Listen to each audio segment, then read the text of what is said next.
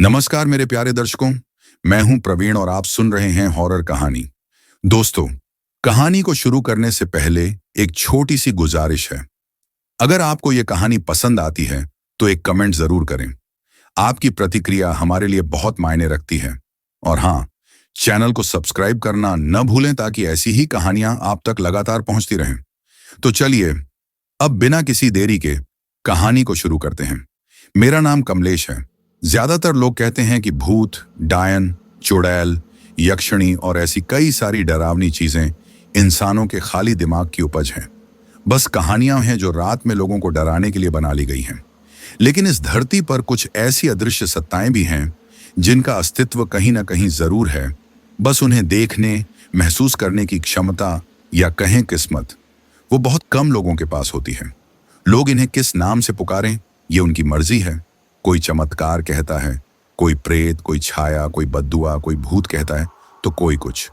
लेकिन मेरे लिए ये बस एक ही चीज है, ऐसी मौजूदगियां जो तुम्हें तब छूती हैं जब तुम सबसे कम तैयार होते हो।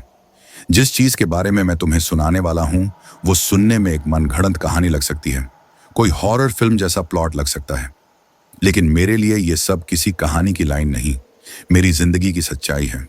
मैं भी कभी यही मानता था कि ये सब बकवास है, जब तक कि उत्तराखंड के एक छोटे से गांव में एक पुराने पीपल के पेड़ के नीचे मेरी बोतल घूमकर मेरे ही नाम पर नहीं रुक गई। तभी से मुझे समझ आया कि कुछ किस्से हम नहीं लिखते, कुछ किस्से खुद हमें चुन लेते हैं। चलो मैं तुम्हें अपनी जिंदगी की दास्तान सुनाता हूं। बात उस समय की है जब हम सभी दोस्त कॉलेज के सेकेंड ईयर से पास हो चुके थे और खुशी का माहौल था। अब ना कोई पढ़ने की चिंता थी, ना इस बात की कि हम पास होंगे या नहीं। लेकिन यहीं से हमारी जिंदगी में परिवर्तन होना शुरू हुआ। मेरा नाम तो तुम जानते ही हो, लेकिन मेरे दोस्तों का नहीं। वो नहीं जानते होंगे, चलो बताता हूं। मेरे 6 दोस्त थे जिनके बिना मेरी ये कॉलेज की जिंदगी अधूरी लगती। लेकिन इन्हीं की वजह से मैं इस घटना का प्रत्यक्ष रूप से उदाहरण बन सका। चलो उन दोस्तों के नाम बताता हूं। उनका नाम है राघव, जोया, मानव, नेहा, करण और अंकित। हम सब उत्तराखंड के अलग अलग गांवों से थे, पर पढ़ाई के लिए दिल्ली शिफ्ट हो गए थे और वहीं पर हमारा मिलन हुआ।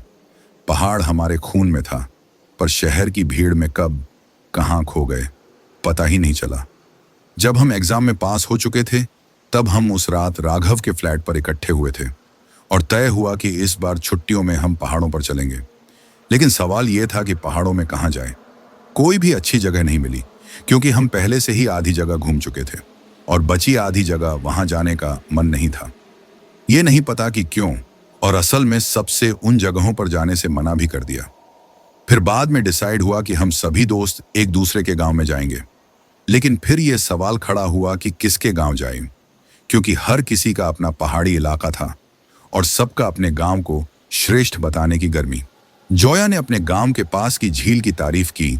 मानव ने कहा उसके यहाँ का मंदिर बहुत शांत है। करण जोर से चिल्लाया कि उसके गांव में सबसे बढ़िया खाना मिलेगा। बहस बढ़ती जा रही थी।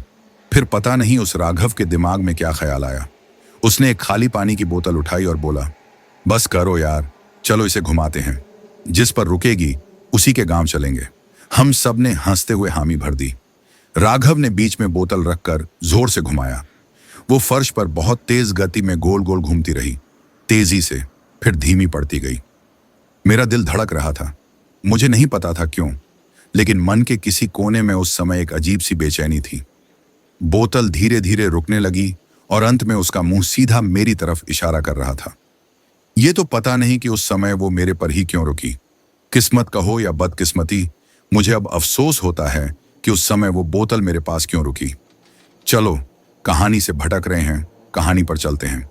सब दोस्त जोर से चिल्लाए, कमलेश तेरे गांव चलेंगे भाई।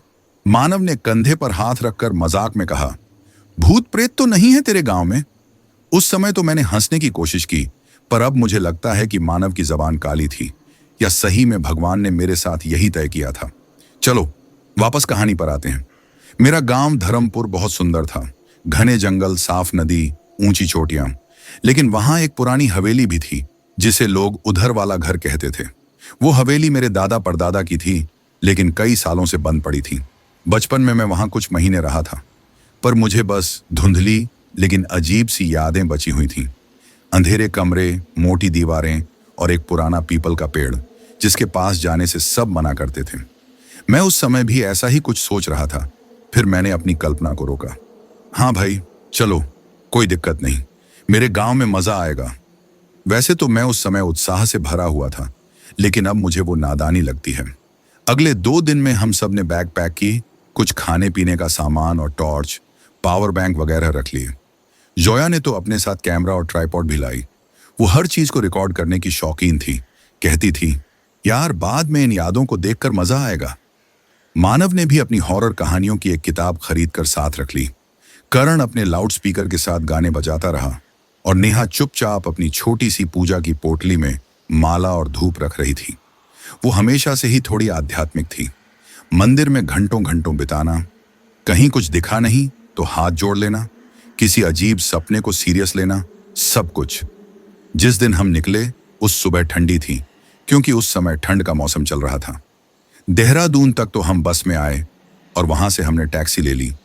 फिर हम पहाड़ी रास्तों पर चढ़ने लगे।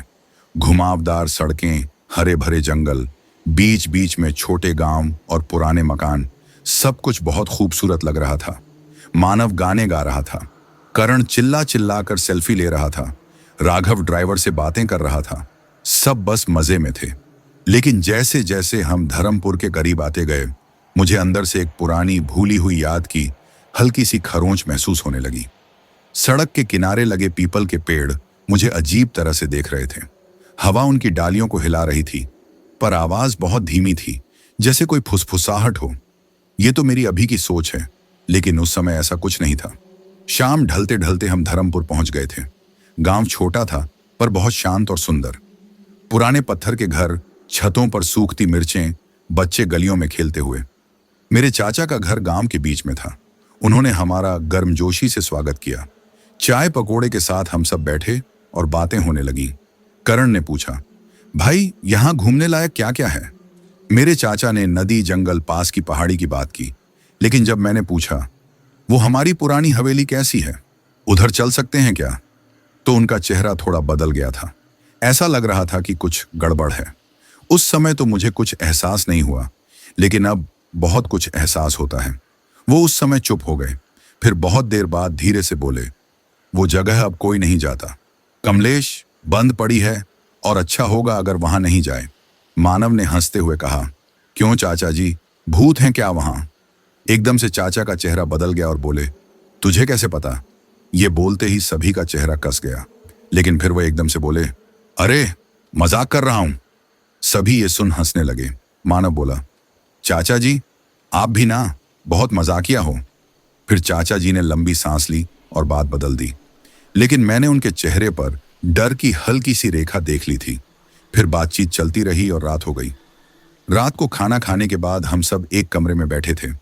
बाहर ठंडी हवा चल रही थी, दूर से नदी की आवाज आ रही थी और ऊपर आसमान में चांद धुंधला सा दिख रहा था।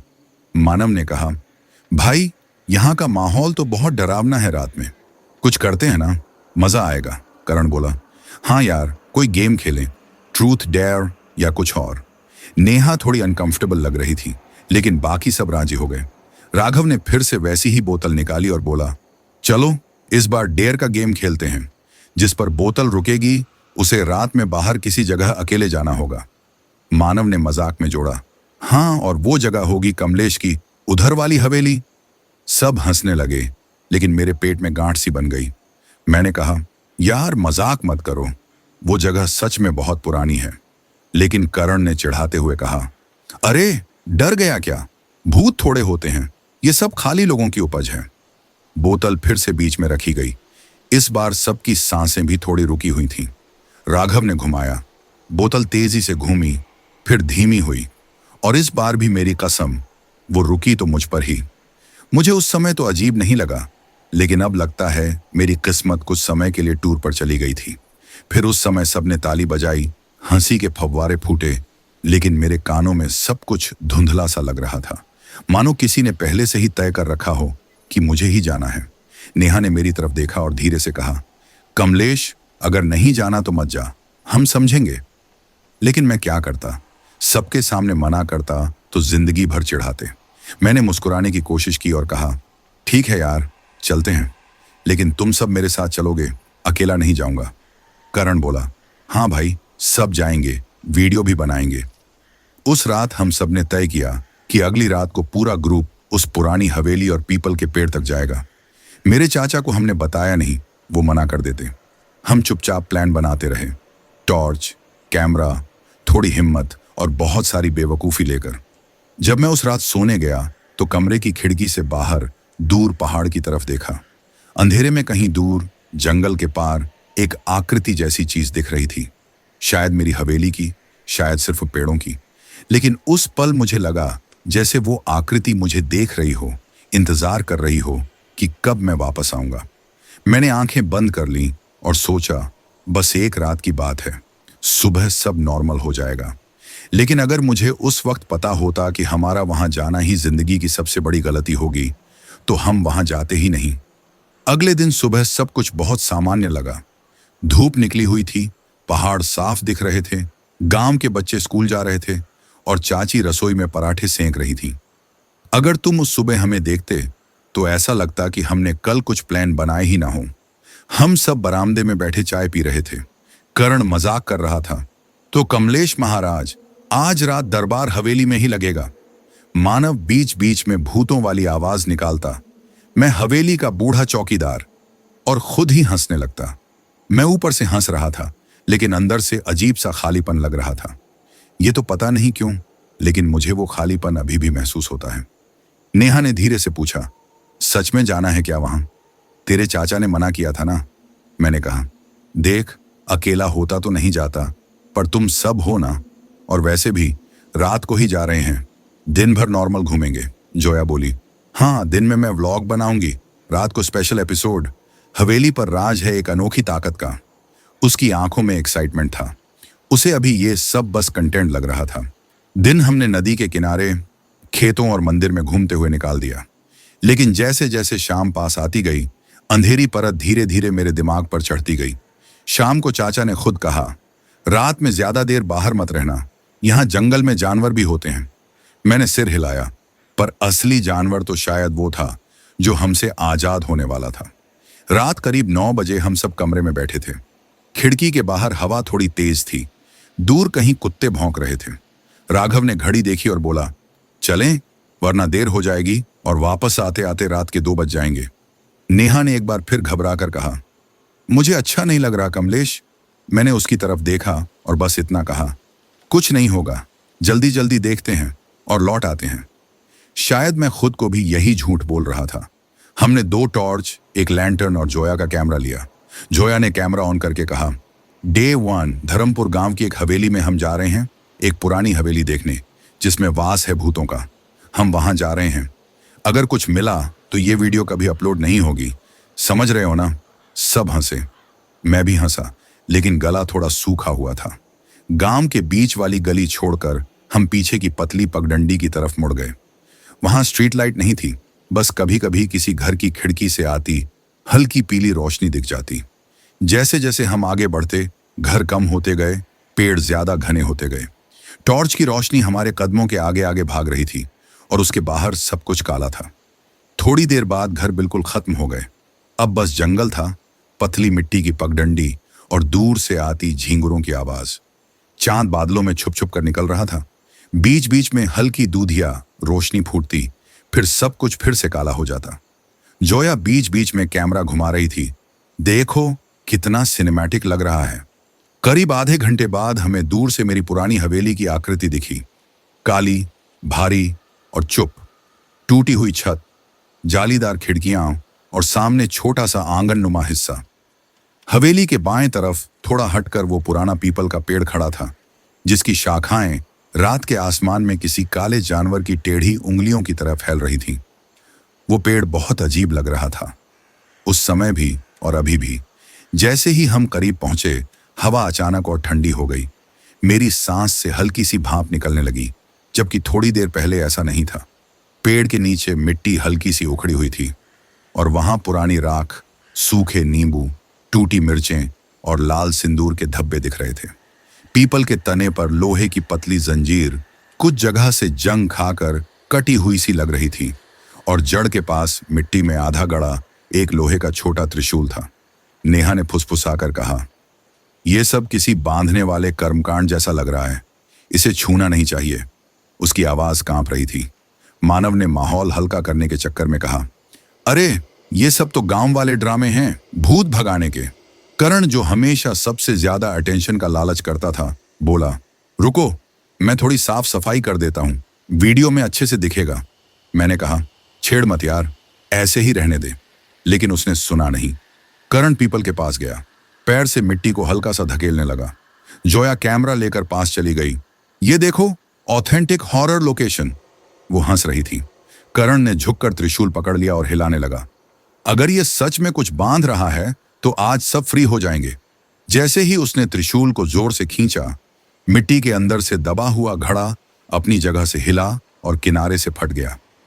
छटाक की सूखी आवाज के साथ घड़े में दरार पड़ी और भीतर से सूखे फूल, काले सफेद बालों की लटें, किसी के कलाई के जितने चूड़ी के टुकड़े और गहरी काली राख बाहर फैल गई। एक अजीब सी बदबू उठी, कुछ सड़ी मिट्टी, कुछ पुराने खून की तरह, कुछ ऐसी जो पहले कभी नहीं सूंघी थी। हवा अचानक थम गई।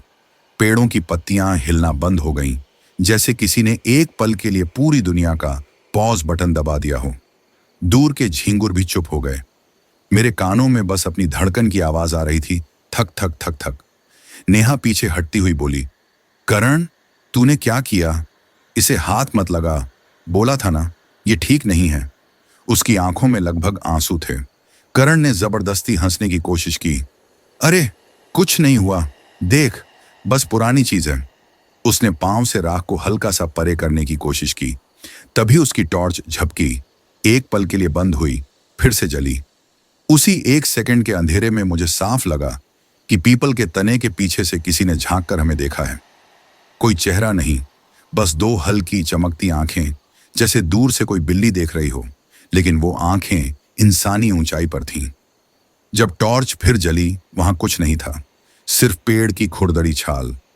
मैंने गला साफ करके कहा, चलो बस हो गया, वीडियो भी मिल गई, अब चलते हैं। मेरी आवाज मेरी अपनी नहीं लग रही थी, जैसे कोई और अंदर से बोल रहा हो। जोया ने कैमरा बंद कर दिया, पर उसके हाथ हल्के कांप रहे थे। मानव ने माहौल हल्का करने के लिए कहा, अच्छा अब अंदर हवेली भी देख लेते हैं ना। उसी वक्त बिना हवा चले पेड़ की एक पतली डाल अचानक झटके से हिली और हमारे ऊपर सूखे पत्ते बरस गए। कहीं से दूर से कौवे की आवाज आने लगी और पैरों की पायल की आवाज आने लगी, जैसे किसी ने अभी आसपास पैर रखा हो और फिर रुक गया हो। हम सब ने एक दूसरे की तरफ देखा। किसी ने कुछ नहीं कहा, पर सबके चेहरे पर वही सवाल था, ये आवाज किसकी थी? आसपास कोई औरत नहीं थी, सिर्फ हम 6 लोग। उस पल के बाद कुछ सेकंड ऐसे थे जब हम छाहों में से कोई भी बोल नहीं पा रहा था। सब मेरी आंखों के सामने ठहरा हुआ सा लग रहा था। पेड़ के पीछे से जो 2 हल्की सी आंखें मैंने देखी थीं, उनके बारे में मैंने किसी से कुछ नहीं कहा।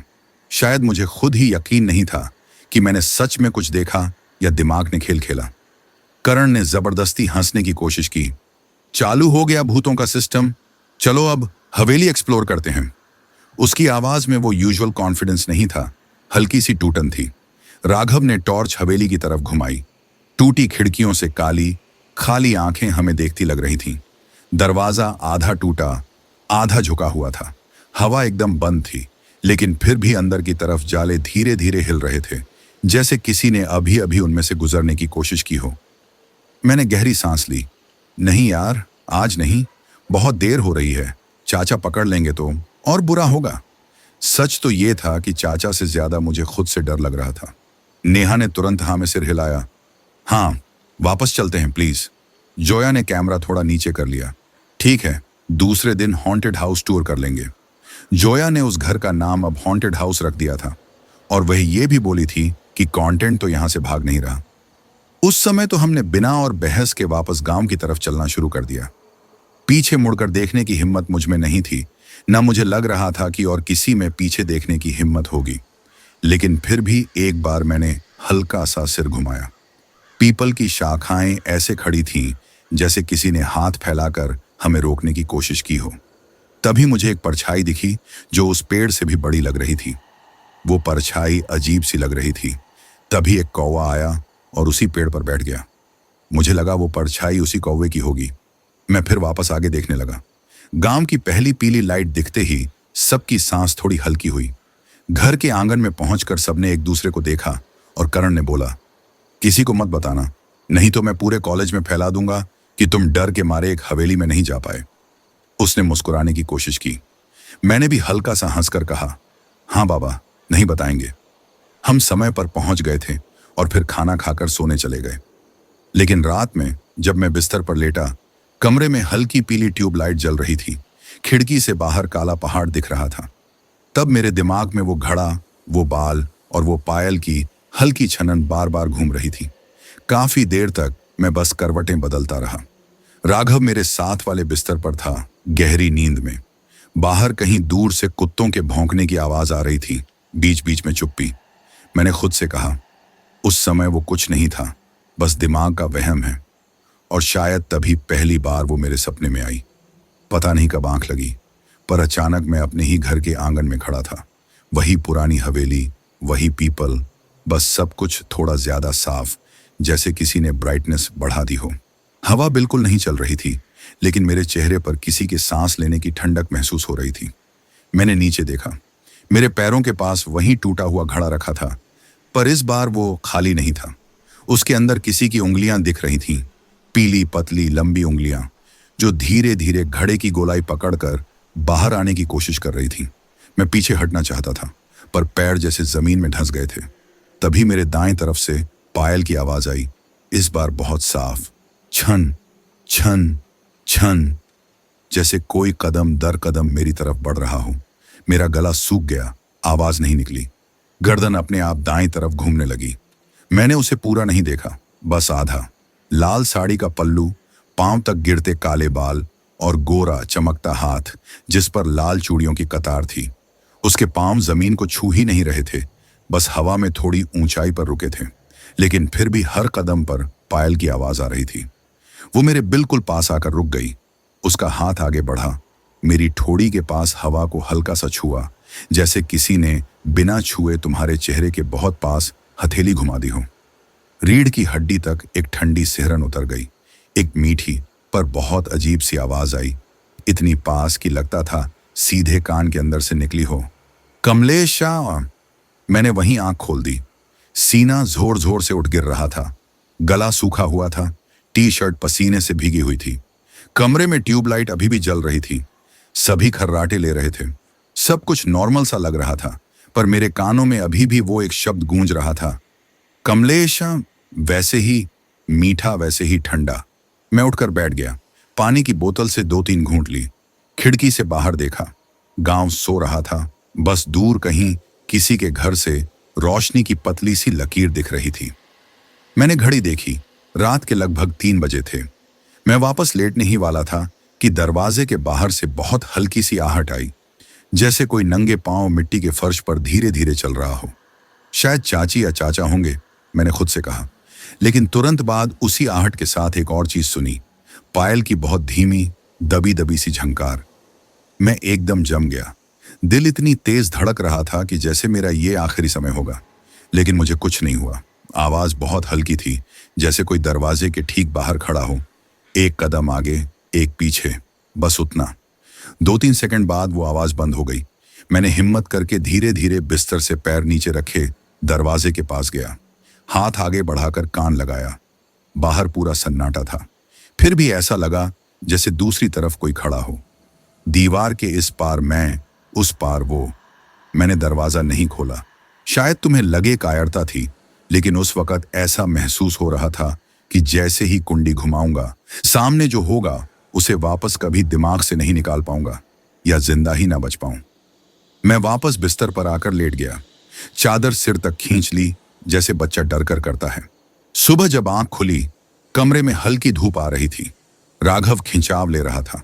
बाकी सब भी जाग गए थे। किसी ने भी रात की किसी अजीब आवाज का जिक्र नहीं किया।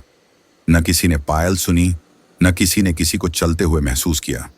मुझे ऐसा लगा कि वो कुछ छुपा रहे हैं, लेकिन मैंने भी मुंह नहीं खोला। फिर दिन ऐसे ही घूमने फिरने में निकल गया। जब दिन ढलता गया और वो समय आ गया जहां से हमारी जिंदगी बदल गई। उस दिन रात के करीब 10:30 बजे फिर से तैयारी शुरू हुई। Torch, camera, lantern. रास्ते में जोया ने कैमरा ऑन किया और कमेंट्री शुरू कर दी। राघव और मानव उसकी बातों पर हंसते हंसते जवाब दे रहे थे। इस बार करण और अंकित भी साथ थे। कल रात पीपल और घड़े वाली बात उन्हें नहीं पता थी, इसलिए ये दोनों सबसे ज्यादा एक्साइटेड थे, सबसे हल्के मूड में। उनके पीछे पीछे चलती नेहा हनुमान चालीसा जप रही थी। उसे बचपन से ही भूतों से बहुत ज्यादा डर लगता था। मुझे नेहा के बारे में तो ज्यादा पता नहीं, लेकिन वो पहले से ही एक धार्मिक लड़की थी। उनके परिवार वाले मानते थे कि ये भूत और कई ऐसी चीजें इस दुनिया में उपस्थित हैं। चलो कहानी पर आते हैं। थोड़ी ही देर में हम हवेली के टूटे गेट तक पहुंच गए। अंदर कदम रखते ही ठंडी सीली बदबू नाक में घुस गई। पुरानी दीवारों की ओर किसी ऐसी सड़ी हुई चीज की जिसके बारे में कुछ नहीं पता है। जैसे जैसे मेरे पैर फर्श पर पड़े, धूल की पतली परत ऊपर उठती और टॉर्च की रोशनी में उड़ते कण ऐसे चमकते जैसे हवा में तैरती हुई छोटी छोटी आंखें हों। दीवारों पर पुराने कील, टेढ़े लटके टूटे फ्रेम और कई जगह गहरे टेढ़े मेढ़े निशान थे, जैसे किसी ने नाखून घिस घिस कर गुस्से में दीवार की चमड़ी नोच दी हो। और कहीं कहीं पर खून के निशान और लटकती खोपड़ी और भी ऐसी चीजें थीं जो किसी श्मशान के अलावा कहीं और नहीं होती। और अब तुम सोचोगे कि इतना सब देखने के बाद भी सब वापस क्यों नहीं भाग गए, पर सच ये है कि डर के सबसे खतरनाक मोड़ पर इंसान अक्सर क्यूरियोसिटी की वजह से रुक जाता है। लेकिन अभी तो कुछ खतरनाक हुआ ही नहीं था। आगे क्या है ये देख ही लें। हम भी वहीं कर रहे थे। 6 लोग, 2 टॉर्च, 1 कैमरा और एक पुरानी बंद हवेली। अंदर दाईं तरफ लकड़ी की सीढ़ियां थीं, जगह जगह से फटी हुई। सामने बड़ा सा हॉल था। छत से पुराना झूमर टूटकर नीचे गिरा पड़ा था। उसके कांच के टुकड़े धूल में आधे दबे थे। राघव ने टॉर्च घुमाई। रोशनी में उड़ती धूल इतनी घनी दिख रही थी कि लगता था जैसे हवा नहीं, कोई जिंदा चीज हमारे बीच घूम रही हो। मानव ने दबे स्वर में कहा, यार यहां सच में सालों से कोई नहीं आया लगता है। उसकी आवाज दीवारों से टकराकर 3-4 बार लौट आई और हर गूंज पिछले से ज्यादा खोखली लगी। इसी बीच करण ने फर्श पर पैर घसीटा। देखना, धूल की कितनी मोटी परत है। रुक, ये देखो। उसने टॉर्च नीचे की तरफ घुमाई। धूल पर साफ साफ पैरों के निशान थे, नंगे पांवों के। जूते के निशान नहीं, पतले हल्के घुमावदार कर्व वाले, जैसे किसी औरत के छोटे पांव हों। सबसे डरावनी बात यह थी कि वो निशान दरवाजे से अंदर नहीं आ रहे थे, वो घर के अंदर से दरवाजे की तरफ जा रहे थे, जैसे कोई रात में हवेली के भीतर से बाहर निकल कर गया हो। जोया ने धीरे से कैमरा उन निशानों पर जूम किया। रिकॉर्ड हो रहा है, बाद में देखेंगे। उसके हाथ कांप रहे थे। लेंस की हल्की थरथराहट साफ दिख रही थी। मैं उन निशानों को नजर से फॉलो करता हुआ हॉल के बीच तक आया। वहां आकर वे अचानक खत्म हो गए। न कोई मोड़, न मुड़ी हुई लाइन, बस वहीं कट। ऐसा लगा जैसे जिस किसी के पांव के ये निशान थे वो यहीं हवा में उछलकर गायब हो गया हो। नेहा अब भी गेट पर ही खड़ी थी। उसने अंदर झांक कर कांपती आवाज में कहा, कमलेश, राघव, मानव, प्लीज वापस आ जाओ। बहुत बुरा होने का आभास हो रहा है मुझे। उसके चेहरे पर डर की साफ लकीरें थीं, आंखें नम। अगर हम उस समय नेहा की बात मान लेते तो मेरे दोस्तों के साथ वो सब नहीं होता। मैंने उस समय जबरदस्ती सामान्य बनने की कोशिश की थी। बस 5 मिनट, एक चक्कर लगा लेते हैं, ऊपर देखकर आते हैं, फिर चल देंगे, फिर नहीं आएंगे। राघव और कर्ण सीढ़ियों की तरफ बढ़ गए। मानव और जोया उनके पीछे थे, तो मैं और अंकित भी वहीं जुड़ गए। दूसरी तरफ की पहली सीढ़ी पर पैर रखते ही लकड़ी ने लंबी भारी चरमराहट की आवाज निकाली, जैसे किसी ने नींद से उठते ही कराह मारी हो। सीढ़ियों के किनारे एक पुरानी तस्वीर की टूटी हुई फ्रेम पड़ी थी, कांच जगह जगह बिखरा हुआ। अंदर की तस्वीर धुंधली थी, पर इतना साफ दिख रहा था कि वो किसी औरत की फोटो थी, सफेद लाल कपड़ों में। मैं थोड़ा झुककर चेहरा देखने लगा, पर जहां चेहरा होना चाहिए था वहां बस गहरी टेढ़ी मेढ़ी खरोंचें थीं, जैसे किसी ने नाखूनों से आंख, नाक, मुंह सब मिटा दिया हो। बस गले और चूड़ियों का हिस्सा बचा था। उस पर नजर पड़ते ही मेरी रीढ़ में वही ठंडी लहर दौड़ी जो अब भी ये सब याद करते हुए उठ जाती है। ऊपर की मंजिल पर 3 कमरे थे। पहला कमरा खुला था। अंदर सिर्फ टूटा हुआ बिस्तर, दीवार पर किसी जमाने का आधा फटा कैलेंडर और कोनों में मकड़ी के जालों की मोटी परत। दूसरा कमरा बाहर से जंजीर से बंधा हुआ था। दरवाजा काले दागों से भरा था, जैसे बहुत सालों की नमी उसमें घुस चुकी हो। मानव और अंकित वहीं रुक गए। मानव ने जंजीर हल्के से खटखटाई। अंदर क्या होगा? छोड़ दे यार, मत छेड़, मैंने तुरंत कहा। लेकिन अगले ही पल दोनों ने मिलकर जंजीर को जोर से खींच दिया। अंदर से किसी बहुत भारी चीज के गिरने की आवाज आई। धड़ाम, जैसे कोई आलमारी या लोहे का संदूक धकेल कर गिरा हो। हम सब वहीं रुक गए। गले में अटकी सांसें आवाज तक नहीं बन पा रही थीं। मानव ने कांपती आवाज में कहा, कोई है अंदर? जवाब में बस खामोशी थी। खामोशी। और उसके बाद बहुत धीमी पर साफ सुनाई देती सांस लेने की आवाज आई, जैसे कोई दरवाजे के ठीक दूसरी तरफ खड़ा हो, कान दरवाजे से लगाकर हमारी बात सुन रहा हो। हर सांस लंबी, खींची हुई, गीली सी लग रही थी। उसी वक्त दूसरी तरफ की सीढ़ियों से कदमों की आहट आई। राघव और करण भी वापस ऊपर आ गए थे। राघव ने फुसफुसाकर कहा, चलो यहां से, यह जगह ठीक नहीं है। मुझे अब एहसास होता है कि राघव को रियलाइजेशन होने में समय लग गया। अगर वो कुछ मिनट पहले ये सब बोलता तो सब ठीक रहता। लेकिन अब क्या कर सकते हैं? उस समय किसी ने बहस नहीं की थी, जैसे उस समय एकदम से उनको कुछ एहसास हो गया हो। फिर हम मुड़कर तेजी से नीचे उतरने लगे। जैसे जैसे मैं सीढ़ियां उतर रहा था, एहसास साफ था, ऊपर से कोई हमें देख रहा है। मैंने खुद को रोक नहीं पाया। आखिरी मोड़ पर सिर घुमाकर ऊपर देखा। अंधेरे में सिर्फ रेलिंग की सीधी लाइन दिखनी चाहिए थी, लेकिन एक पल के लिए मुझे ऐसा लगा जैसे उसी रेलिंग पर किसी का हाथ रखा है। पतली उंगलियां जिन पर गहरे लाल रंग की चूड़ियां चमक रही थीं। जैसे ही मेरी नजर उस तरफ टिकी, वो हाथ पीछे खींच गया और अगले ही सेकंड वहां सिर्फ काली लकड़ी बची रही। हम हॉल में लौटे ही थे कि जोया का कैमरा अचानक बंद हो गया। उसने हड़बड़ाकर कहा, बैटरी फुल थी, ये कैसे ऑफ हो गया? उसने फिर से ऑन किया। इस समय स्क्रीन पर न हम दिख रहे थे न हॉल, सिर्फ काली सफेद टेढ़ी लकीरें थीं, जैसे पुरानी टीवी की खराब स्टेटिक। उन लकीरों के बीच आधे आधे सेकंड के लिए एक चेहरा फ्लैश होने लगा। धुंधला पर साफ औरत का चेहरा। आंखें एकदम काली, सीधी लेंस के अंदर झांकती हुई, जैसे हमें नहीं, हमें देखने वालों को देख रही हो। हर बार चेहरा थोड़ा और पास आ जाता, स्टैटिक के बीच से निकलकर ऑलमोस्ट पूरे फ्रेम पर छा गया। जोया चीख पड़ी, नहीं नहीं नहीं। उसने कैमरा फर्श पर फेंक दिया। उसकी सांस तेज हो गई, आंखें फैल गईं। जोया के कैमरा जमीन पर गिरते ही एक पल के लिए पूरा हॉल जैसे सांस रोककर खड़ा हो गया। स्टैटिक की चिर चिर आवाज बंद हो चुकी थी, पर वो काली आंखें अब भी दिमाग की स्क्रीन पर झिलमिला रही थीं, जैसे लेंस के पीछे नहीं, सीधे हमारी हड्डियों के अंदर घुस गई हूं। मुझे अभी भी उतना ही डर लगता है जितना उस समय लगा था। चलो यहां से, अभी। ये शब्द अपने आप मेरे मुंह से निकले थे उस समय। हम गेट की तरफ भागे ही थे कि अचानक हवेली के मुख्य दरवाजे ने जोर से धड़ाक की आवाज की और अपने आप पूरी तरह बंद हो गया। हम पांचों एक साथ दरवाजे से टकरा गए। नेहा बाहर खड़ी थी। उसने धक्का देने की कोशिश की, लेकिन ऐसा लग रहा था कि वो कोई दरवाजा नहीं बल्कि दीवार हो। अंदर से किसी ने बंद किया है क्या? अंकित चिल्लाया। अंदर तो हम ही हैं। ये सोचकर मेरे गले तक बर्फ चढ़ गई। नेहा ने बाहर से हैंडल खींचा।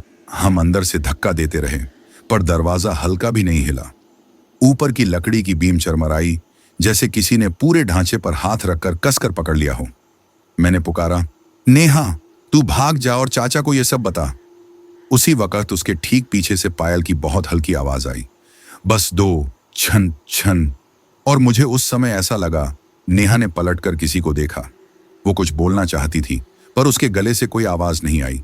लेकिन अगले ही सेकंड नेहा की चीख आई, आ! और उसकी आवाज ऐसे कट गई जैसे किसी ने उसका मुंह दबा दिया हो।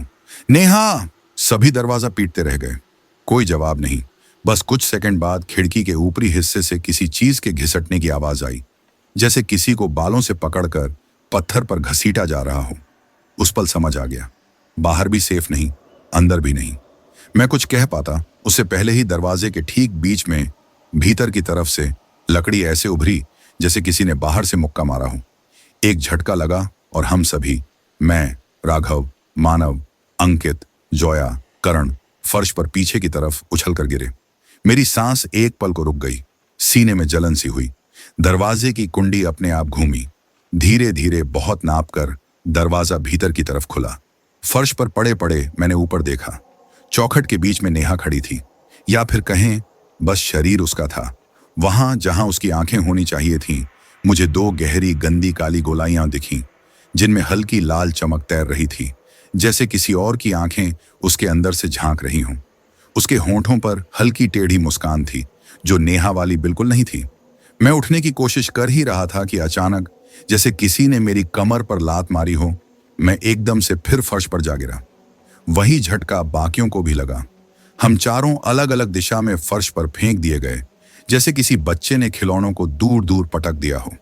हड्डियां अब भी सही थीं, पर शरीर ऐसे दुख रहा था जैसे किसी ने अंदर से निचोड़ दिया हो। नेहा, या जो भी उसके अंदर था, धीरे धीरे हमारे बीच तक चली आई। उसके कदमों की आवाज नहीं आ रही थी। उसकी पायल सिर्फ तब छनकती जब वो रुकती, जैसे हर रुकने पर जमीन पर अपनी मौजूदगी दर्ज कर रही हो। फर्श पर पड़े पड़े मैंने देखा, उसने राघव और अंकित के बाल बारी बारी पकड़कर उन्हें लगभग घसीटते हुए हॉल के कोने की तरफ ले जाना शुरू कर दिया। उसके पतले हाथों में जितनी ताकत थी, उतनी 5 आदमियों में मुश्किल से होगी। दोनों चीख रहे थे, हाथ पैर मार रहे थे, पर उसके लिए वो बस रगड़ खाते खिलौने थे। उसी कोने में, जहां पहले सिर्फ टूटे लकड़ी के टुकड़े पड़े थे, अचानक किसी ने एक पुराना लोहे का चारपाई नुमा बिस्तर खींचकर फर्श पर पटक दिया। हमने उसे आते नहीं देखा, बस घूंघ की आवाज आई और वो वहां था। नेहा उस बेड के किनारे बैठ गई, चेहरा शांत, आंखें ठंडी। उसके चेहरे पर कोई शर्म, कोई हिचक नहीं थी, जैसे इंसान नहीं, कसाई अपने काम की जगह पर बैठा हो। राघव और अंकित जैसे किसी इनविजिबल धागे से खींचकर उस तरफ खिसकने लगे। हम बाकी, मैं, जॉया, मानव और करण जमीन पर ही जमे हुए थे। आने वाले कुछ पल के लिए जो कुछ हुआ, उसे साफ साफ बयान करना भी एक तरह की गंदगी लगती है। उस समय हमारा न जिस्म हिल रहा था, बस हिल रही थीं तो आंखें।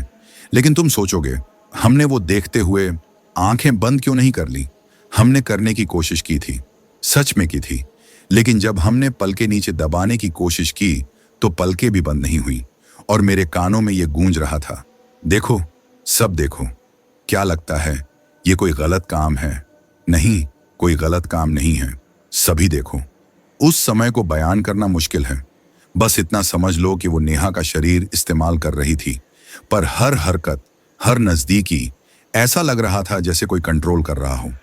दोनों लड़के ऐसे हिल रहे थे जैसे धागों से बंधी कठपुतलियां हों। उनके चेहरे पर न इच्छा थी न खुशी, सिर्फ डर और बेबसी, पर शरीर उनकी नहीं सुन रहा था। मेरे लिए सबसे बड़ा डर यही था, एक तरफ घिन और गुस्सा, दूसरी तरफ ये सच कि मैं कुछ कर नहीं पा रहा था। बस उस समय सब देखने के लिए मजबूर था। सच में अगर तुम होते तब तुम्हें पता चलता, जो मैं आज तक किसी लड़की से ढंग से बात नहीं कर पाता था और न ही मैं किसी उल्टी चीज के बारे में सोच पाता था। लेकिन उस रात किसी लड़की के शरीर को ऐसे इस्तेमाल होते देखा कि अब भी आंखें बंद करूं तो हर चीज फिर से उसी तरह सामने खड़ी हो जाती है। और जब नेहा का मन भर गया, या कहें उसका, तब असली काम शुरू हुआ। कमरे में अचानक आवाजें बदल गईं। पहले जो भी आवाजें थीं, कपड़ों की सरसराहट, बिस्तर की हल्की चरमराहट, घुटी हुई कराह, सब एकदम से गाढ़ी, भारी आवाजों में बदलने लगी। ऐसा लगा जैसे किसी ने उन दोनों के गले पकड़ लिए हों। राघव का चेहरा नीला पड़ने लगा, अंकित की आंखें बाहर निकलती सी दिखीं। नेहा का सिर थोड़ी देर के लिए पीछे की तरफ झुका, बाल नीचे गिर गए और उसके मुंह से एक ऐसी हंसी निकली जो इंसान की नहीं लग रही थी। मैंने साफ देखा, उसके होंठ राघव की गर्दन के पास गए। अगली ही सेकंड उसका जबड़ा इतनी खतरनाक तरीके से खुला कि मुझे उसके दांतों की लाइन सामान्य से कहीं लंबी लगने लगी। तभी राघव के गले से जो आवाज निकली, वो चीख जैसी नहीं थी, वो टूटी हुई सीटी जैसी थी, जैसे उसकी हवा कहीं और निकल रही हो। अंकित उसका हाथ पकड़ने की कोशिश कर रहा था, पर खुद उसकी कलाई किसी और अदृश्य पकड़ में थी। फर्श पर, बिस्तर के नीचे एक दो बूंदें गिरती साफ दिखीं, गाढ़ी गहरी, बिल्कुल काली। आज भी जब मैं सोचता हूं तो मुझे लगता है उस रात हम किसी हवेली में नहीं, किसी बचर शॉप में थे और हम खुद मांस के टुकड़े। अब जो भी इसको सुन रहा होगा, उसके दिमाग में आएगा कि तू भागा क्यों नहीं, सच कहूं, मेरे जिस्म ने सुना ही नहीं। मैं भाग नहीं सका, मैं सिर्फ देखता रहा। और यही सबसे बड़ा पाप है, किसी को मरते देखना, खाते हुए देखना और सिर्फ गवाह बने खड़े रह जाना। उस रात मैंने जाना कि दरिंदगी क्या होती है। राघव और अंकित के साथ जो कुछ हुआ था, उसे देखकर मेरे अंदर उस समय जैसे सब कुछ सुन्न हो गया था। मैं तुम्हें वो एक्सप्लेन तो नहीं कर सकता, लेकिन मेरा शरीर हिल नहीं पा रहा था, पर दिमाग सब कुछ रिकॉर्ड कर रहा था। हर आवाज, हर कराह, हर छींटा। काश उस रात में भी, लेकिन नहीं, मैं ठीक हूं। अब तुम्हें सुना रहा हूं तो ऐसा लग रहा है जैसे फिर से उसी फर्श पर पड़ा हूं, उसी बदबू में सांस ले रहा हूं।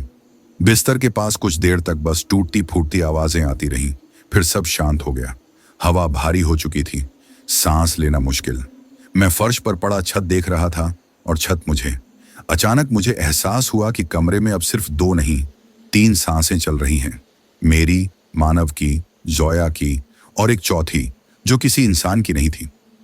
नेहा, या जो अब तक नेहा थी, बिस्तर के किनारे से उठी।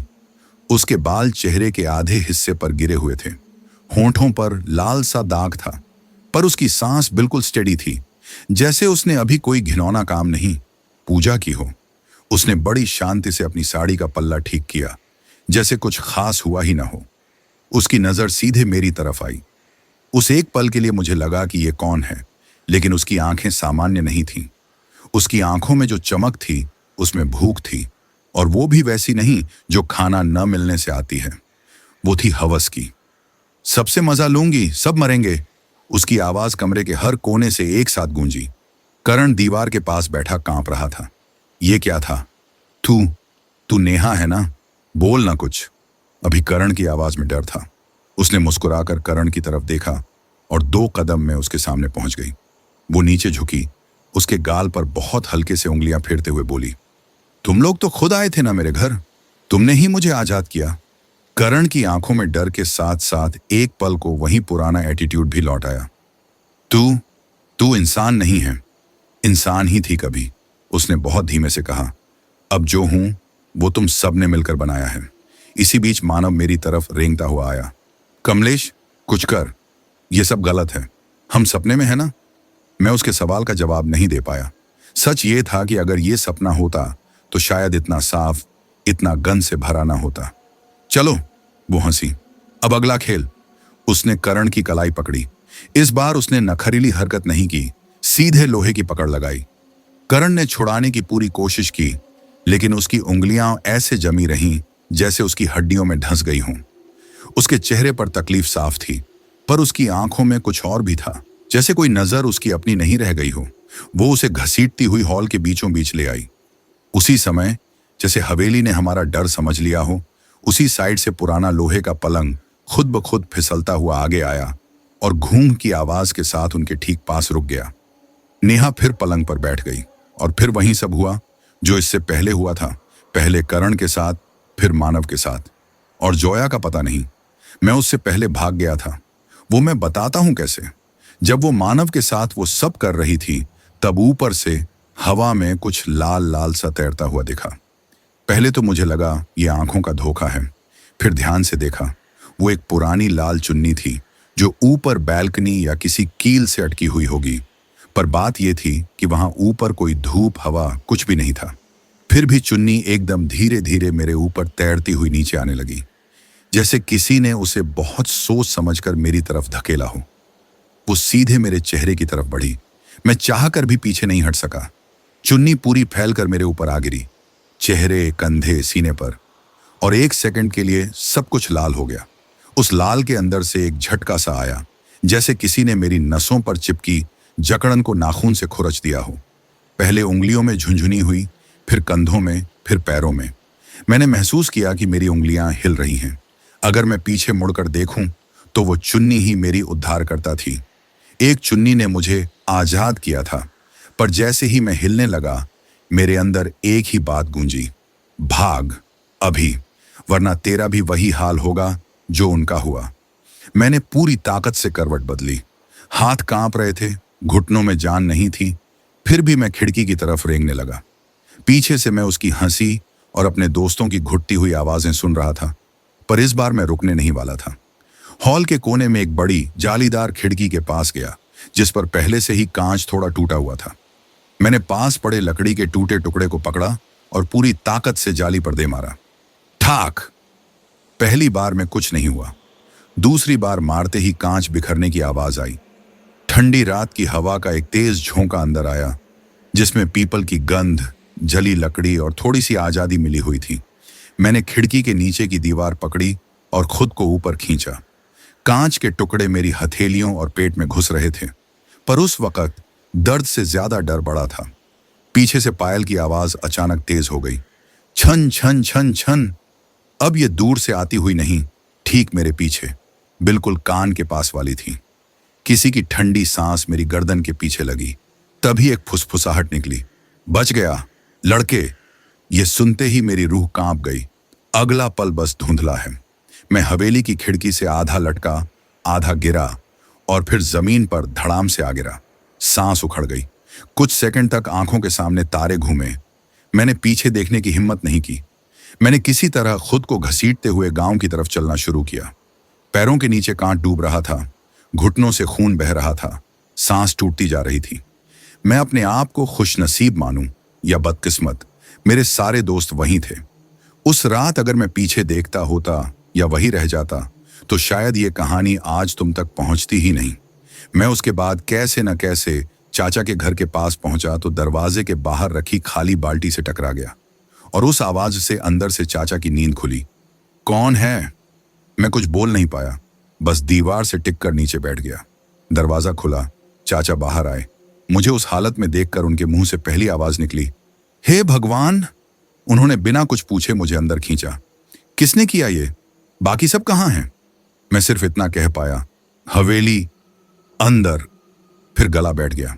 चाची ने घबराकर पानी, हल्दी, मरहम लाया, पर सबसे पहले जो हाथ मेरे माथे पर लगा वो दादी का था। उनकी आंखें बहुत पुरानी थीं, पर देखने का तरीका एकदम तेज। उन्होंने मेरी आंखों में झांक कर बस इतना कहा, उधर तू छोड़कर क्या आया है? ये सवाल नहीं, इल्जाम जैसा लगा। सुबह तक गांव वालों की भीड़ चाचा के घर के बाहर लग चुकी थी। कोई पुलिस को फोन करने की बात कर रहा था, कोई कुछ नहीं कह रहा था। किसी में इतना दम नहीं था कि अकेला हवेली तक जाकर देखे। आखिरकार 2-3 जवान और चाचा पुलिस वालों के साथ उधर गए। मैं बिस्तर से उठ भी न सका, बस खिड़की से दूर पहाड़ की तरफ देखता रहा। दोपहर तक खबर आ गई, हवेली के अंदर बहुत बुरा हाल है, कुछ लाशें हैं, कुछ बस। किसी ने नाम नहीं लिए, किसी ने डिटेल नहीं दी। पुलिस वाले ने चाचा से कहा, आपके भांजे को अभी कुछ मत पूछिए, वो सदमे में है। उन्होंने इस सब को किसी वाइल्ड जानवर, आग और दुर्घटना का मिला जुला नाम दे दिया। अधिकारियों के लिए वो बस एक झूठा लेबल था, जिससे असली चीज छुपाई जा रही थी। सच बहुत कम लोगों को पता था। शाम होते होते दादी ने सबको कमरे से बाहर भेज दिया।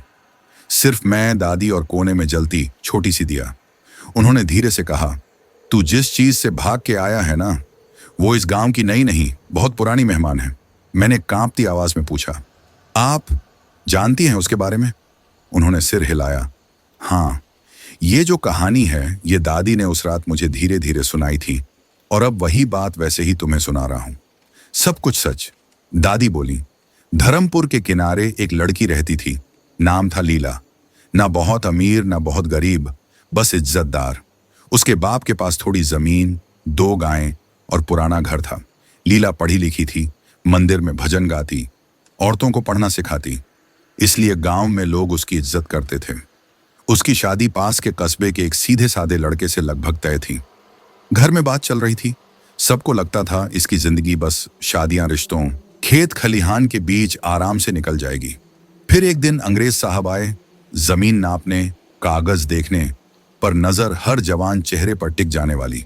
उन्होंने मीठी बातें, धमकियां और लालच से लीला के बाप को दबोचा।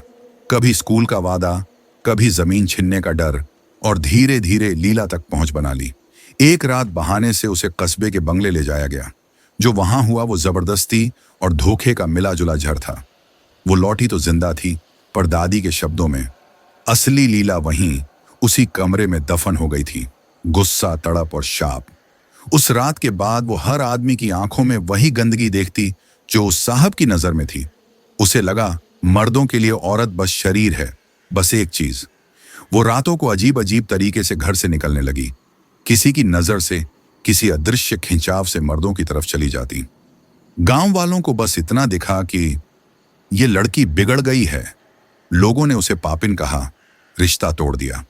अपने ही घर वालों ने उसे बेइज्जती के डर से कमरे में बंद रखा, जबकि जिसने ये सब किया था वो अंग्रेज तो महीने भर में कहीं और चला गया। एक रात लीला फिर घर से भाग निकली। उसे आखिरी बार नदी किनारे पुराने पीपल के पास एक अमीर बनिए के लड़के के साथ देखा गया। फिर वहां से झगड़े और चीखों की आवाजें सुनी गईं। सुबह वो लड़का आधी पागल हालत में मिला, देह पर नाखूनों के निशान, गले पर नीली उंगलियां। लीला गायब थी। बस पीपल की जड़ों के पास खून, टूटी चूड़ियां और फटी चुन्नी पड़ी थी। धीरे धीरे फुसफुसाहट में बात फैली कि इज्जत बचाने के नाम पर कुछ मर्दों ने वहीं उसे मारकर गड्ढे में दबा दिया, ऊपर राख और मिट्टी डाल दी ताकि कोई सबूत न बचे। यहीं से उसका गुस्सा, उसकी अधूरी देह की तड़प और अपमान मिलकर उसे साधारण भूत नहीं, यक्षिणी बना गए। ऐसी सत्ता जो पहले चाहत का मुखौटा पहनती है, फिर जान और आत्मा दोनों खींच लेती है। अगले कुछ सालों में रात के बाद पीपल और हवेली के आसपास अजीब चीजें होने लगीं। किसी ने सफेद लाल साड़ी वाली औरत की झलक देखी, किसी ने पायल की छन छन और दबे दबे हंसी सुनी, और कुछ मर्द अजीब मौत मरे। शरीर सूखा, चेहरा ऐसे टेढ़ा जैसे आखिरी पल में कुछ बहुत भयानक देखा हो। तब गांव वालों ने किसी पुराने पंडित और मेरे परदादा जैसे तंत्र जानने वाले आदमी को बुलाया। उन्होंने कहा, इसे मारा नहीं जा सकता, बस एक जगह बांधा जा सकता है। उन्होंने उसके खून, बाल, चूड़ी के टुकड़े और राख से भरा एक घड़ा पीपल की जड़ों के पास दबाया। ऊपर लोहे का त्रिशूल गाढ़ा और लाल धागों से पेड़ को कई बार लपेट दिया। बांधते वक्त एक ही बात कही गई, जब तक ये घड़ा सलामत रहेगा, इसकी भूख इस पेड़ और इस हवेली तक सीमित रहेगी। जिस दिन किसी ने ये बंधन तोड़ा, वो फिर दीवारों से निकलकर इंसानों के खून और सपनों में लौट आएगी। दादी ये सब धीमे धीमे बता रही थी और मैं बिस्तर पर आधा बैठाकर उसको कहानी को सुन रहा था। अगर मैं उस रात वो ना देखता तो मुझे यही लगता कि ये कोई मनगढ़ंत कहानी है, और ना तब मुझे पता था कि बाद में वही घड़ा मेरे दोस्त तोड़ेंगे। और दादी ने रात को ही किसी पुराने तांत्रिक को बुलाया जो पास के गांव में रहता था। उम्र इतनी कि सफेद दाढ़ी कमर तक, पर आंखें बिल्कुल साफ। उसने मुझे कुछ देर चुपचाप देखा, फिर बोला, इसकी आंखों में जिस तरह का डर बैठ गया है वो सिर्फ देखी हुई मौत से नहीं आता। उसने दादी से हवेली, पीपल, घड़े वगैरह के बारे में डिटेल पूछा। दादी जितना जानती थीं उन्होंने बताया। तांत्रिक ने लंबी सांस ली। अधूरा बंधन टूट जाए तो जो चीज निकलती है वो पूरा इंसान नहीं रहती, पूरा देव भी नहीं। वो बीच की फंसी हुई भूख बन जाती है। यही यक्षिणी है। ये सिर्फ जान नहीं लेती, पहले चाहत, शर्म, इज्जत सब तोड़ती है, फिर खून पीती है। ये इसका खेल है। मैंने गुस्से में कहा, तो हम लोग क्या कर सकते हैं? जो होना था हो गया। मेरे दोस्त गला फिर भर आया। वो कुछ देर चुप रहे, फिर बोले, दो रास्ते होते हैं, या तो इसे पूरी तरह आजाद छोड़ दो, वो अगले 100-200 साल तक औरों पर खेल खेलेगी, या इसे किसी एक के साथ बांध दो। बांधने के लिए वही चाहिए जो इसे सबसे ज्यादा खींचता है, हवस। मतलब उसने साफ शब्दों में कहा और मुझे सब कुछ समझाया। यह सुनकर मेरी रूह कांप गई। मैं उसके साथ शब्द खुद मुंह से निकल नहीं रहे थे। फिर सूरज डूबते ही हवा में ठंडक बढ़ने लगी। पहाड़ की ढलान पर परछाइयां लंबी होती गईं, जैसे कोई काला पर्दा धीरे धीरे दुनिया पर खींच रहा हो। तांत्रिक ने मेरे हाथ पर हल्का सा कट लगाया। लोटे में गिरती खून की पतली धार देखकर मेरा सिर हल्का सा घूम गया, पर उसने आंखों में देखकर कहा, घबराएगा तो हार जाएगा, डर को अपने साथ ले, पर उसकी सुन मत।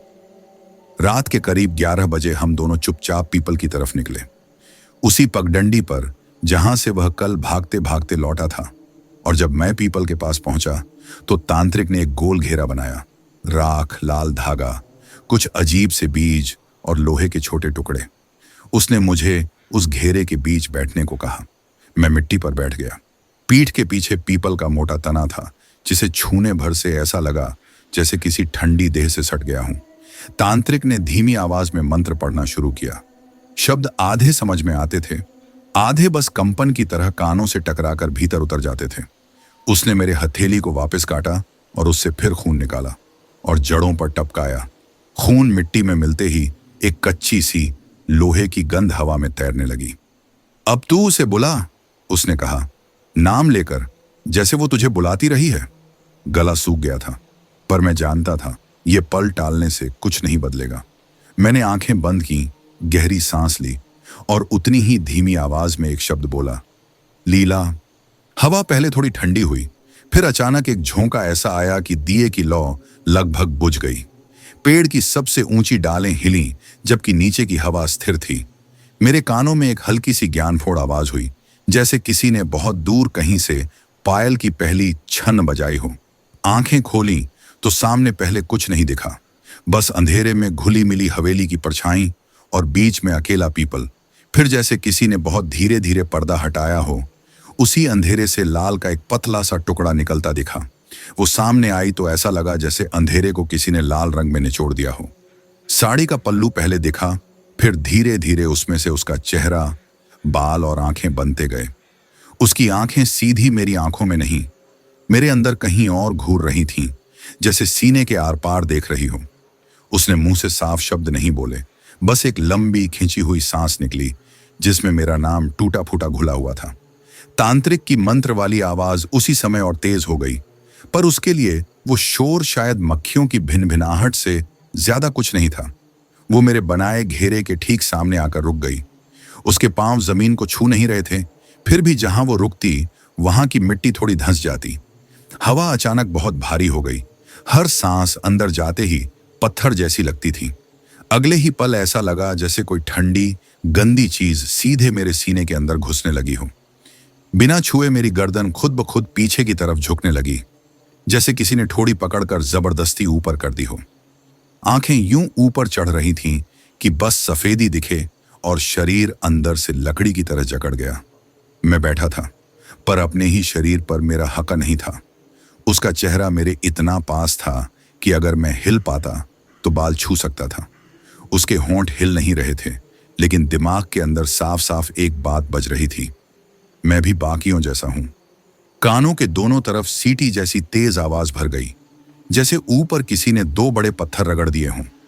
जीभ सुन्न पड़ गई, उंगलियां गायब सी हो गईं। दिल की धड़कन सीने से ऐसे टकरा रही थी जैसे बाहर भागना चाहती हो, पर रास्ता न मिले।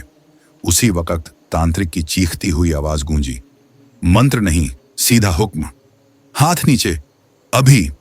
उस एक झटके में जैसे मेरे अंदर कहीं से थोड़ी सी जान वापस लौटी। जो हाथ अब तक मेरी गोद में बेजान पड़े थे, उनमें हल्की हरकत आई। मैंने पूरी जान लगाकर अपनी कटी हुई हथेली को पीछे की तरफ खींचा और सीधे पीपल की जड़ पर दे मारा। गर्म खून जैसे ही ठंडी गीली मिट्टी और जड़ों को छुआ, वहां से काले धुएं जैसी भाप उठी और उसी पल मुझे लगा कि उसका साया, जो अभी तक मेरे सीने में घुस रहा था, अचानक पीछे धकेल दिया गया हो। जड़ें अचानक जिंदा हो गईं, मिट्टी फटती हुई सी लगी। पतली पतली जड़ें ऊपर निकलकर उसके पैरों के पास लिपटने लगी, पहले टखनों, फिर पिंडलियों के चारों ओर। उसने एक चीख मारी। वो इंसान की चीख नहीं थी, वो ऐसी थी जैसे बहुत सारी औरतों की, बहुत सालों की चीखें एक साथ फटकर बाहर आ गई हों। पूरा जगह कांप उठी और ऊपर हवा में कई कौवे आ गए थे और जोर जोर से आवाज कर रहे थे। वो ऊपर उठने की कोशिश करती रही, जड़ों को झटकती रही, पर हर कोशिश के साथ मिट्टी और कसकर उसे पकड़ती गई। उसकी आंखें अब भी मुझ पर टिकी हुई थीं, काली, गुस्से से भरी, ऐसी नजर जैसे कह रही हो, तुझे भी यहीं गाड़ देना चाहिए था। पर इस बार ताकत उसके पास कम और पेड़ के पास ज्यादा लग रही थी। तांत्रिक चारों तरफ राख और धागे का घेरा पूरा करता जा रहा था। मंत्र अब गले फाड़ देने वाली आवाज में निकल रहे थे। धीरे धीरे उसका बाकी शरीर भी धुंधला होने लगा। जैसे ही वो जड़ों में पूरी दबती गई, आखिरी क्षण की बहुत हल्की आवाज आई और अचानक मेरे शरीर में एक जोर का झटका लगा। मुंह के भीतर से कुछ गर्म सा ऊपर आया। होंठ खुलते ही खून की मोटी धार बाहर निकली और सब कुछ काला पड़ गया। अगली बार जब आंख खुली तो ऊपर सफेद छत थी। न पीपल दिख रहा था, न हवेली, बस दवाई की गंध, मशीन की बीप बीप और बाजू में चुभी सुई का बोझ। डॉक्टर ने बाद में बताया कि 3 दिन हो गए हैं। मैं बीच बीच में होश में आता जाता रहा। बुखार चढ़ा, कभी कुछ बड़बड़ाया, फिर बेहोश। शरीर दर्द से भरा था, पर उस रात के बाद पहली बार नींद बिना चीख के आई थी, इसलिए अजीब तरह का सुकून भी था, जैसा किसी ने तूफान को बोतल में तो भर दिया हो, पर बोतल मेरे ही गले में फंसी हो। उस दिन दोपहर को दरवाजा खुला और कोई अंदर आया। मैंने गर्दन घुमाकर देखा, वो थी लीला। अरे चिंता मत करो, ये मेरी गर्लफ्रेंड है लीला। ये वो लीला नहीं है जिसके बारे में मैं तुम्हें इतनी देर से सुना रहा हूं। ये मेरी लीला है, ना कि धर्मपुर की लीला। वो कुर्सी खींचकर मेरे बिस्तर के पास बैठी। कमलेश, कैसी तबीयत है? उसने मेरे हालचाल पूछे और पूछा कि क्या हुआ तुम्हारे साथ। और मैंने कहा, ठीक है, बताता ही। फिर मैंने उसे शुरू से सब सुनाना शुरू किया। बोतल वाला खेल, धर्मपुर आना, हवेली और सब कुछ सुनाया। वो चुपचाप सुनती रही, बीच बीच में बस हाथ और कसकर पकड़ती, कभी आंखें झपकाए बिना मुझे देखती, कभी खिड़की की तरफ। जब मैं वहां तक पहुंचा जहां मैंने अपनी हथेली जड़ पर दे मारी, और कैसे वो जड़ों में धंसती गई, कैसे मेरे मुंह से खून निकला, कैसे सब खत्म हुआ, तब कमरे में कुछ सेकंड के लिए बहुत भारी चुप्पी छा गई। मशीन की बीप भी धीमी लगने लगी। बाहर गलियारे की आहटें भी सुनाई देना बंद हो गईं, जैसे कोई आवाजें बाहर ही रोक कर खड़ा हो। मैंने उसकी तरफ देखा। समझी, ये सब कहानी नहीं है, लीला। अचानक उसकी उंगलियों ने मेरा हाथ छोड़ दिया। उसका शरीर हल्का सा झटका खाकर आगे की तरफ झुका, फिर वापस कुर्सी से टिक गई। एक पल के लिए लगा बस थकान होगी, लेकिन अगले ही सेकंड उसकी गर्दन हल्की टेढ़ी हो गई, जैसे किसी ने अदृश्य उंगलियों से ठोड़ी पकड़कर ऊपर कर दी हो। उसकी आंखें मेरी आंखों से मिली। पहले उनमें वही चिंता थी जो वो हमेशा दिखाती थी, फिर जैसे उनके अंदर कहीं गहराई में कोई और चमक जग उठी।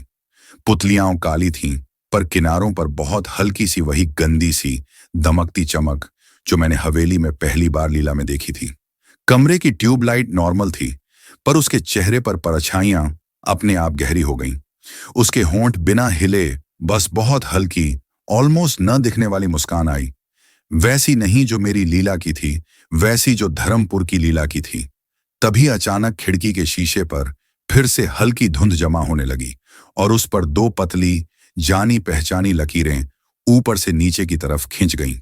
इस बार मैंने आंखें बंद नहीं की, क्योंकि अगर ये खेल फिर से शुरू हो चुका है तो शायद अगली बार मैं सिर्फ सुनाने वाला नहीं, किसी और की कहानी में वही किरदार बन जाऊंगा जो मेरे दोस्त बने थे।